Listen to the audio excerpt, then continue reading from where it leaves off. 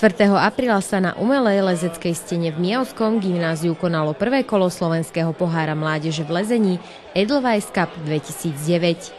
Vo veľkej konkurencii lezcov z celého Slovenska malo i naše mesto svoje zastúpenie členmi Mijavského lezeckého klubu Red Point. Klub má v súčasnosti 24 členov vo veku od 6 do 50 rokov. Jeho zakladateľom bol v roku 2000 Radim Kovařík. Jedná sa o 5-kolový slovenský pohár s tým, že prvé kolo je tu na Mijave, pokračuje sa v Zlatých Moravciach, Banskej Bystrici, Bratislave a Modre na ich stenách a vlastne deti lezú buď na obťažnosť alebo tzv. Bouldering. V sumáre najlepší za tých 5 kôl sa potom stane majstrom Slovenska. V čom sa súťaží dnes na Mijave? Na Mijave sa súťaží aj v obťažnosti, aj v boulderingu. Princíp spočíva v tom, že pri lezení na obťažnosť dieťa, pretekár musí vyliesť čo najvyššie na vopred určenej ceste, čiže sú presne dané chyty a stupy, ktoré môže používať a v podstate vyhráva ten, ktorý dolezie na tej stene najvyššie. Najlepšie do posledného chytu, ktorý sa nazýva top.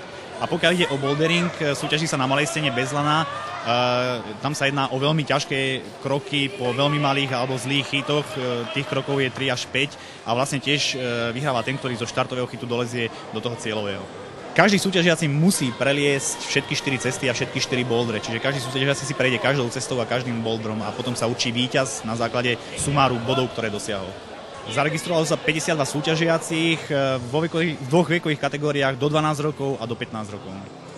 Je na Mijave o tento druh športu záujem? Pokiaľ ide o deti, tak väčšina našich detí, ktoré trénujú tento šport, chodí na Mijavské gymnázium, čiže tu na škole, keď videli tú scénu, tak sa do toho krúžku prihlásili, ale máme deti mimo gymnázia a máme tu aj dosť dospelých. Členovia Mijavského klubu Red Point opäť dokázali svoje kvality. V kategórii dievčatá do 12 rokov prvenstvo získala Nina Kovaříková a druhá skončila Magda Žáková.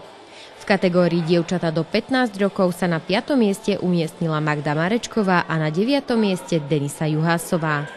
V kategórii chlapci do 12 rokov Denis Držka skončil na 15. mieste a Tomáš Bouma na 16. mieste.